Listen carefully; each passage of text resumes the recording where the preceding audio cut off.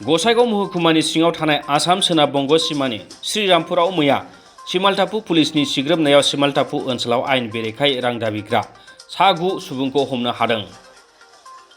आसाम सोनाब बंग सिमानि सिमालटापु पुलिस आउटपस्टनि बिबानगिरि सन्जय रायनि दैदेननायाव मोनसे पुलिसनि हानजाया सेबनायाव मैया श्रीरामपुरनि 31 नं राजा लामायाव गुबुन गुबुन मटर गारिनिफ्राय आयेन बेरेखायै रां खांग्रा एबा दाबिग्रा सा 9 सोद्रोमाखौ हमनो हायो।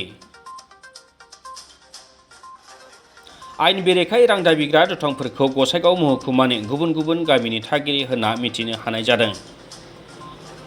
हमजानाय सुबुंफोरा जाबाय निरन्जित बसुमतारी, मनज शाह, सन्जय सरकार, आबुसामा मण्डल, आर्तार हुसेन, धनराज बसुमतारी, आबु बकर सिद्दिक, मफिजुल इस्लाम आरो आब्दुल मालेक होनना मिथिनो हानाय जादों।